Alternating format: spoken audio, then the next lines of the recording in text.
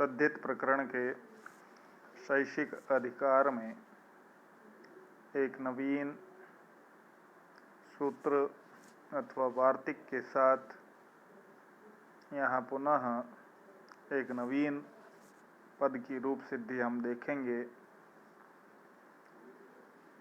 नवीन जो वार्तिक है वह है जिह्वा मूलांगुलेश्छः। तात्पर्य यह है कि जिह्वा मूल और अंगुली इन दो सप्तम्यंत प्रातिपदिक से भव अर्थ में तद्धित संज्ञक छ प्रत्यय हो। तात्पर्य कि ये दो प्रातिपदिक यदि सप्तम्यंत हों और तत्र भवः सूत्र से भव अर्थ में यदि इन दोनों का प्रयोग किया जाए तो तद्धित संज्ञक छ प्रत्यय इनसे प्रवर्त हों। अब यदि हम रूप सिद्धि देखें तो क्या पद बनेगा? जिह्वा मूल से जिह्वा मूलियम यह पद निष्पन्न होता है।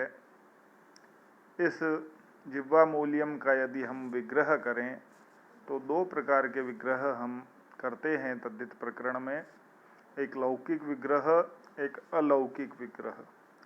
लौकिक विग्रह यदि देखें तो जिह्वा मूले भवम, तो जिह्वा मूले सप्तम्यंत पद है अर्थात जिह्वा के मूल में होने वाला। तो इस प्रकार से जिह्वा मूले सप्तम्यंत पद है और भवम के द्वारा भव अर्थ योतित तो होता है। अतः जिह्वा मूले का अलौकिक विग्रह यदि हम करेंगे तो जिह्वा मूल प्लस गी यह रूप बनता है।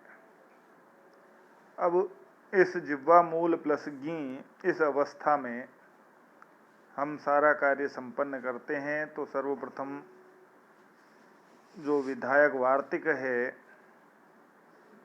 जिह्वा मूलांगुलेश्छः, इस वार्तिक से सप्तम्यंत सुबंत जिह्वा मूल से शैक्षिक अर्थ में तत्र भवः अर्थ में छ प्रत्यय का विधान हुआ।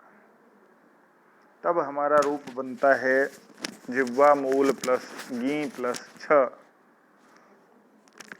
तदुपरांत पूरा शब्द जिह्वा मूल प्लस गी प्लस छ तद्धितांत का बन जाता है।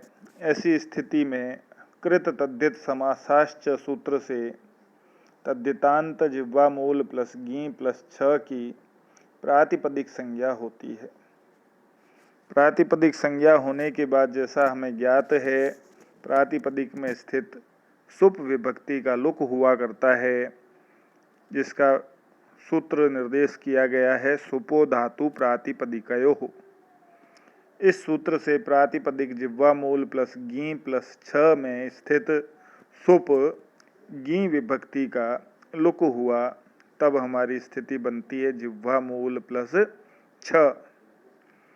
अब छ प्रत्यय लगने के बाद पीछे हमने एक सूत्र देखा था आय नेयी नीयी यह फ ढ ख छ घाम प्रत्ययादि नाम। पुनः उच्चारण करें आय नेयी नीयी यह फ ढ ख छ घाम प्रत्ययादि नाम। यह सूत्र बताता है कि फ ढ ख छ और घ इन प्रत्ययों के आदि में स्थित प्रत्ययों का या वर्णों को भिन्न भिन्न आदेश बताए गए हैं। तो यहाँ हमारे पास छ प्रत्यय है, तो प्रत्यय के आदि में स्थित छकार को ईय आदेश हुआ, तब हमारी स्थिति बनती है जिह्वा मूल प्लस ईय। अब इस अवस्था में यदि हम देखें तो ईय प्रत्यय जो है तद्धित का है, अतः तद्धित प्रत्यय परे होने पर यस्येति च सूत्र से भ संज्ञक टी का लोप होता है। तो यहाँ टी है जिह्वा मूल के ल में स्थित अकार की टी संज्ञा है, तो उस टी संज्ञा का लोप हो जाता है, तब हमारी स्थिति हो जाती है जिह्वा मूल प्लस ईय अर्थात मिलाने पर जिह्वामूलीय यह रूप बनता है। यह एक शब्द जिह्वामूलीय तद्धित का शब्द बन जाता है। तदुपरांत हमें शब्द से पद की प्रवृत्ति करनी होती है। तब हम अगली प्रक्रिया पद बनाने के लिए जो सूत्र निर्दिष्ट किए गए हैं उनका प्रयोग करते हैं।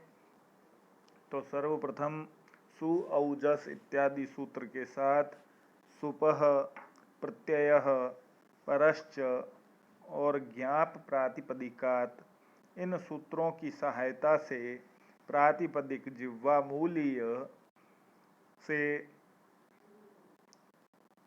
परे सुप प्रत्ययों की प्राप्ति होती है।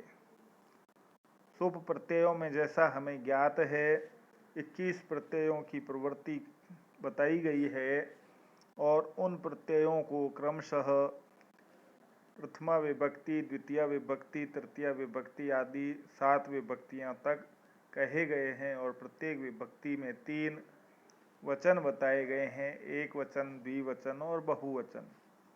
तब हम देखते हैं कि द्वैकयोर द्विवचनैक वचने इस सूत्र से प्रथमा विभक्ति एक वचन की विवक्षा में सुविभक्ति प्राप्त होती है। तब हमारी स्थिति बनती है जिह्वामूलीय प्लस सु।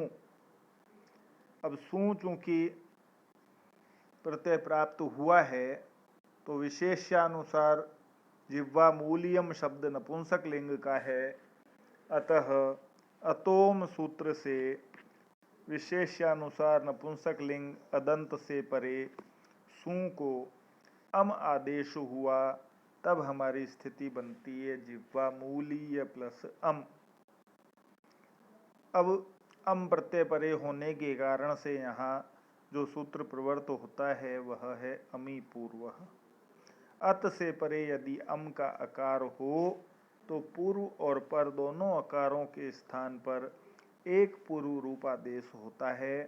अर्थात पूर्व में जैसा वर्ण है उसके अनुरूप आदेश होता है, तो पूर्व में भी आकार ही है। अतः दोनों आकारों के स्थान पर एक आकार आदेश होकर जिह्वामूलियम यह रूप सिद्ध होता है। तो यह हमारी प्रक्रिया हम इसी क्रमानुसार चलाते हैं और जैसा मैं बार बार कहता भी हूँ कि किसी भी शब्द को सिद्ध करने के लिए जब हम प्रक्रिया समझ जाते हैं तो उसे विभाजन करके आसानी से ग्राह्य किया जा सकता है। तो हम सर्वप्रथम मूल पद लेते हैं, मूल पद के बाद उसका लौकिक अलौकिक विग्रह करते हैं। तदुपरांत विधायक सूत्र या वार्तिक के द्वारा जो भी कार्य किया जाना है उस प्रत्यय की प्राप्ति करते हैं। प्रत्यय के कारण से जो भी विकार कार्य किए जाने हैं उन विकार कार्यों को करते हैं। तदुपरांत हमारे पास एक नवीन शब्द प्राप्त हो जाता है और उस नवीन शब्द से पद बनाने की जो प्रक्रिया है उसका प्रयोग करते हुए हम अभीष्ट पद की रूप सिद्धि कर सकते हैं। धन्यवाद।